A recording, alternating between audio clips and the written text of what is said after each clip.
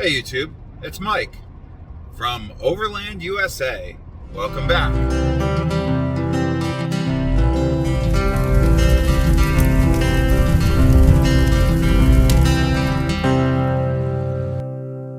Well, as you know, as I told you, we couldn't go out on the road because we have a problem with the rear differential. Last year in September, I was down at Southern Missouri Off-Road Ranch, and we had an issue with the differential, and I decided at that time to re-gear.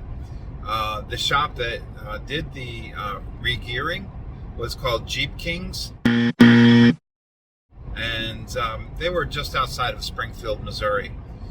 Well, they recommended G2 gears, and I'm going to tell you, this is a big lesson to learn, and I hope that those of you who are watching learn this.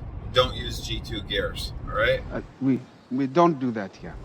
My differential was making noise, and it had been a year. I had it, the fluid drained, which was the third time that I had, drained the differential fluids, and that's because I off-road it, and I think it's a good practice to do it on a regular basis, especially if you've done like water crossings.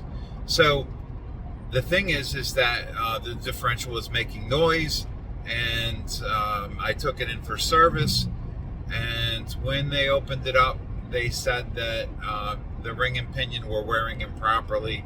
There were a lot of metal shavings, which means not just the ring and pinion have to be changed, but also all the bearings. There's a lot of bearings in there. So basically you have to buy a master rebuild kit and put in a new ring and pinion. The pictures that you're seeing are pictures of what the pattern, right? They put some paint on the ring and pinion, and they cycle it through.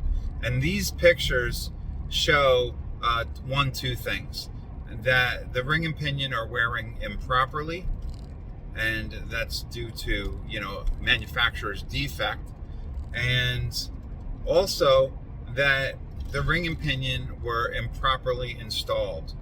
So again, the big lesson is, don't have your gears done by just any shop.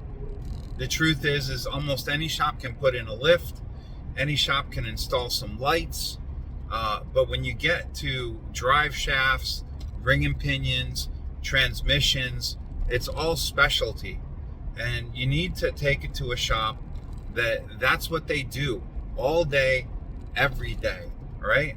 Don't take it to anybody else. And more importantly, take it to somebody you can trust, all right? And that has a great warranty. Find out what that warranty is in advance. This time we put in the Dana Spicer set, and we're geared at 488s. So what happens is that after you do that, you have to do a 500-mile break-in. So I'm right now at mile 145 on my 500-mile break-in, and I have to finish it by Monday because that's when my appointment is to go back in, drain the fluids, and put new fluid in, and hopefully everything is the way it's supposed to be. But the lesson that I wanted to tell you guys is that don't just go to any shop just because it is what it is. Either go to the dealer who's going to stand by their work, because this guy threw me a curve. He said he would warranty it if it was like 12,000 miles. Well, I put like 18,000 miles on my Jeep, so he wouldn't warranty the labor. And the supply chain is really messed up, so you can't even get G2 gears. It's horrible. So I was going to end up paying the full price for something that should have been covered under warranty, and that's bullshit. So if I have to pay full price, I want to go to a place that I know and trust, and that's why I chose Suburban Driveline in Villa Park, Illinois. They've done a lot of work for me on my gears, on my my TJ, on my F250, on my JK, and I totally trust them. They stand by their work, and they're honest, right? So, yep, I'm in the middle of this 500-mile break-in. I'll be changing the fluids on Monday, and I am back on the road on Thursday. So appreciate you watching this video, And I appreciate you subscribing. Oh yeah, by the way, did you subscribe? Did you guys subscribe yet? What are you waiting for? Come on. 90% of you people that are watching aren't subscribed. Cost you nothing.